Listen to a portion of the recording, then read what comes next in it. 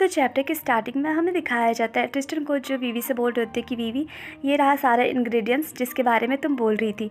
तो वीवी बोलती है कि थैंक यू ट्रिस्टन, वैसे सुपरमार्केट यहाँ से कितनी दूरी पर है? तो ट्रिस्टन बोलते हैं कि यहाँ से काफ़ी दूरी पर है, लेकिन अगर हम अपने कार से जाते हैं तो 20 मिनट में वहाँ पर पहुँच जाएंगे।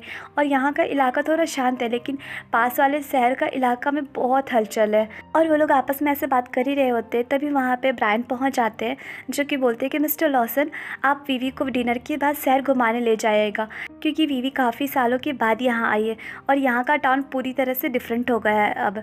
तो ट्रिस्टन बोलती है कि श्योर, मैं वीवी को ले जाऊँगा। उसके बाद वीवी खाना बनाने के लिए सामान निकाल रही होती है। तो ट्रिस्टन बोलती है कि वीवी, मैं भी तुम्हारा हेल्प करता हूँ। तो वीवी बोलती है कि नहीं ट्रिस्टन, इसका ज़रूरत नहीं है, आप और ब्रायन जाके बात कीजिए, मैं जल्दी से डिनर बनाकर आप लोग के पास लेकर आती हूँ। उसके बाद सीन शिफ्ट होता है और ब्रायन ट्रिस्टन को चाय सर्व कर रहे होते हैं और बोलते हैं कि मिस्टर ट्रिस्टन, वीवी सच में डायमंड है आपके लिए, वो आपका बहुत केयर करती है।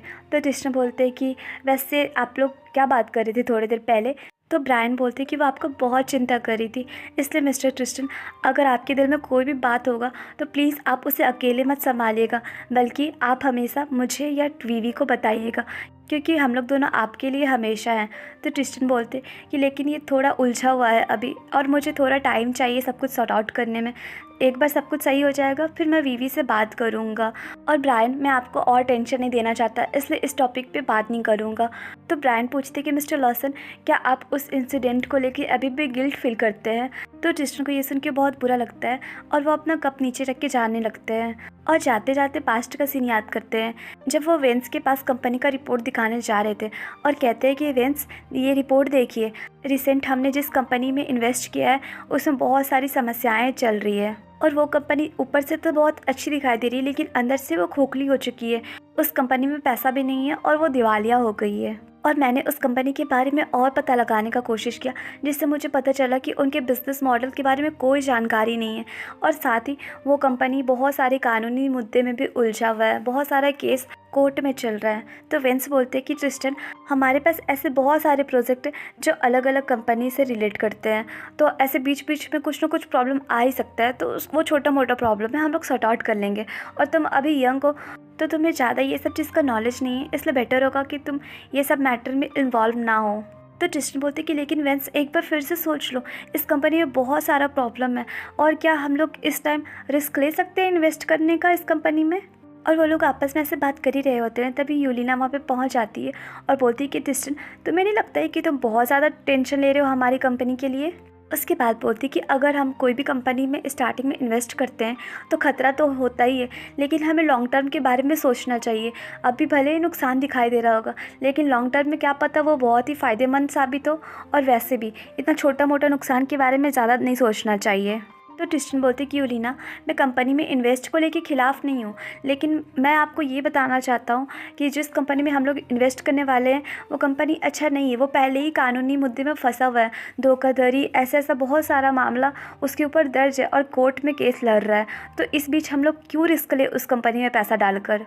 और अगर हम थोड़ी सी लापरवाही बरत कर उस कंपनी में इन्वेस्ट करते हैं तो हमारी कंपनी इसमें मुसीबत में फंस सकती है। तो यूलिना बोलती कि अच्छा बताओ, मेरे फैसले में तुम्हारे भाई को कोई दिक्कत नहीं, वो मेरा सपोर्ट कर रहा है, तो तुम कौन होते हो बोलने वाले? क्या तुम्हें ये लगता है कि तुम इस कंपनी के मालिक हो? उसके बाद बोलती कि ट्रिस्टन, मुझे पता है कि ये सब तुम अटेंशन के कारण कर रहे हो। और वो आगे कुछ बोल ही रही होती, तभी वेंस बीच में आते हैं और बोलते हैं कि यूलिना प्लीज़ काम डाउन, ट्रिस्टन का वो मतलब नहीं था, ट्रिस्टन तो हमारी कंपनी के अच्छे के लिए ऐसा वो बोल रहा होता है। तभी यूलिना बोलती है कि तुम ज़्यादा मत बोलो, उसके जैसा छोटा बच्चा सब कुछ कैसे समझ सकता है? और अगर वो अपने फादर के पास जाकर हमारी इस योजना के बारे में बताता है और नेगेटिव बात करता है अपने फादर के आगे, तो हमारा प्लान उसी टाइम वो कैंसिल कर देंगे और मेरा इतना दिन का मेहनत सब कुछ बर्बाद हो जाएगा। उसके बाद बोलती कि तुम जानते हो ना कि मैंने इस कंपनी में इन्वेस्ट करने के लिए कितना मेहनत किया है, तो ये कौन होता है मेरे ऊपर सवाल करने वाला और उंगली उठाने वाला? तो ट्रिस्टन बोलते हैं कि यूलिना, मैं तो सिर्फ हमारी कंपनी के भले के लिए बात कर रहा हूँ और सिर्फ मैं फैक्ट्स के बारे में बात कर रहा हूँ, मेरा अपना पर्सनल कोई दुश्मनी नहीं है जो मैं ऐसा बात करूँगा। और यूलिना, ये हमारी कंपनी का मैटर है, तो हमारी कंपनी को मैं ऐसे गिरते हुए कैसे देख सकता हूँ? उसके बाद बोलता है कि मेरा सजेशन है कि आप लोग दोनों इस प्रोजेक्ट को तुरंत कैंसिल कर दो, या फिर मैं जाके फादर को सब कुछ बता देता हूँ, फिर वही आखिरी में डिसीज़न लेंगे कि करना क्या है, ठीक है? तो यूलिना को ये सुन के बहुत गुस्सा आता है और ट्रिस्टन को चिल्लाकर बोलती है कि ट्रिस्टन, तुम्हारा इतना हिम्मत कैसे हुआ कि मेरा निर्णय पे सवाल उठाओ, और तुम क्या जानते हो कंपनी मैनेजमेंट के बारे में? जब तुम्हें कुछ नॉलेज नहीं है तो तुम इतना क्यों बोल रहे हो? और तुम्हारा इतना हिम्मत कैसे हो रहा है कि अपने फादर का नाम लेकर मुझे धमकी दो? और वैसे भी मैं तुम्हारे फादर से बिल्कुल नहीं डरती हूँ। और ऐसे बोल के वो गुस्से में चली जाती है वहाँ से। और ट्रिस्टन अपने भाई की साइड देखता है और बोलता है कि वेंस, आप हमेशा से कंपनी को लेकर सतर्क रहते हैं, लेकिन इस बार ऐसा क्या हो गया जो आप नहीं हैं? तो वेंस बोलते कि मुझे यूलिना पे पूरा भरोसा है कि उसका अपना कोई रीज़न होगा ये करने का, और मुझे पता है कि वो जो कर रही है वो थोड़ा जोखिम भरा है, लेकिन मुझे उस पर विश्वास है कि वो पूरा सोच समझ के ही कर रही होगी और सावधानी से कर रही होगी, और वो जो कर रही है सिर्फ हमारे कंपनी की भलाई के लिए ही कर रही है, ताकि हमारी कंपनी को और ही प्रॉफिट हो। तो मुझे नहीं लगता है कि रोक टोक करनी चाहिए।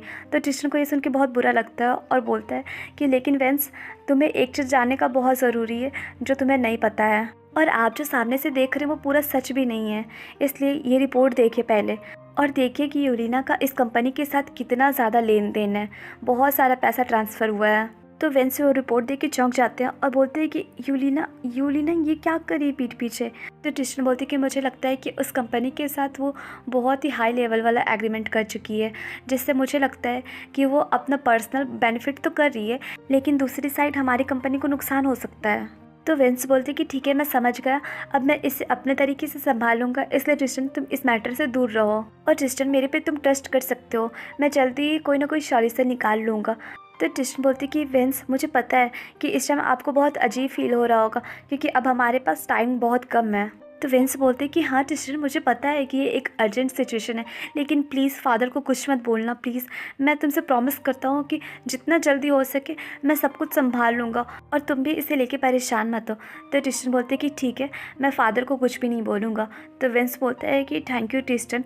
तो ट्रिस्टन बोलते हैं लेकिन 1 वीक के अंदर आपको इसको सॉल्व करना ही होगा, अगर आप 1 वीक के अंदर सॉल्व नहीं करोगे तो मैं सारा चीज़ जाकर फादर को बता दूँगा। और वेंस, आपको इस टाइम ये समझने का ज़रूरत है कि अगर ये बात बाहर आ गई तो हमारे लॉसन ग्रुप के साथ बहुत ही बुरा हो सकता है, इसलिए जल्दी से जल्दी कोई ना कोई एक्शन लेना पड़ेगा ताकि हमारा सिचुएशन बद से बदतर ना हो। और ऐसे बोल के वो वहाँ से चला जाता है। और इस बात को 2 दिन भी नहीं गुजरे थे कि लॉसन ग्रुप में बहुत बड़ा मुसीबत आ जाता है, और जिस कंपनी के साथ वो लोग इन्वेस्ट कर रहे होते हैं वो कंपनी डूब जाती है और सारा न्यूज़ बाहर होता है, जिसकी वजह से लॉसन ग्रुप भी भारी संकट में फंस जाता है। और यूलिना जो कुछ भी की थी, वेंस अपने ऊपर सारा इल्ज़ाम ले लेता है और कहता है कि जो कुछ भी मैंने किया सिर्फ अपने फ़ायदे के लिए किया, जिसको जानकर उसके फादर को बहुत गुस्सा आया, और इस गुस्से के कारण उन्हें ऐसा हार्ट अटैक आया कि उसे हॉस्पिटल में भर्ती होना पड़ा। और इस बुरे टाइम पीरियड में वेंस सब कुछ अकेला ही संभालता रहा, और फिर एक दिन उसकी कार दुर्घटना में मौत हो गई, जिसको सुनकर उसके फादर की हालत और भी ख़राब हो गई, क्योंकि वो अपना जवान बेटा खो दिया था, और अब लॉसन ग्रुप भी ऐसे बुरे सिचुएशन से गुजर रहा था जिसको संभालने वाला अभी कोई नहीं दिखाई दे रहा था, और दिन प्रतिदिन उनका हेल्थ और ख़राब होते गया, और कुछ सालों में उनका भी निर्धन हो गया। अब ये सब याद करके ट्रिस्टन को बहुत बुरा फील हो रहा होता है, और वो सोचते हैं कि अगर मैं उस टाइम कुछ ना कुछ खुद से रास्ता निकाल लिया होता और इस मैटर को खुद से सॉल्व किया होता, अगर मैं सीक्रेट नहीं रखता अपने फादर से, तो आज सिचुएशन कुछ और होती। और वैसे सोच ही रहे होते हैं तभी वेंस बोलते हैं कि मिस्टर लॉसन, मुझे लगता है कि आपको सच में वीवी से बात करना चाहिए, क्योंकि आपके मन में बहुत सारा चीज़ है जो आप किसी से भी शेयर नहीं करते हैं, तो मुझे लगता है कि प्लीज़ आप वीवी से शेयर कीजिए, वो आपका सच में बहुत केयर करती है। तो ट्रिस्टन बोलते हैं कि इट्स ओके, मैं सब कुछ संभाल लूँगा, और जब सब कुछ सही हो जाएगा तब मैं वीवी को ज़रूर बताऊंगा, इसलिए प्लीज़ आप टेंशन मत लीजिए। तो ब्रायन बोलते कि आप और मिस्टर वेंस बिल्कुल एक जैसे ही है, आप लोग दोनों सब कुछ अकेले ही हैंडल करने का सोचते हैं, और अपने लव वंस को बचाने के लिए आप लोग कुछ भी कर सकते हैं। उसके बाद बोलते कि वैसे ये मैटर छोड़िए, पहले मुझे ये बताइए कि आप और वीवी शादी करने का योजना कब बना रहे हैं। तो गाइस, ये चैप्टर यहीं पे एंड हुआ, और आप लोग मुझे कमेंट करके सब बताइएगा कि आपको स्टोरी कैसी लग रही है, और प्लीज़ चैनल को लाइक शेयर सब्सक्राइब कीजिए। Bye bye.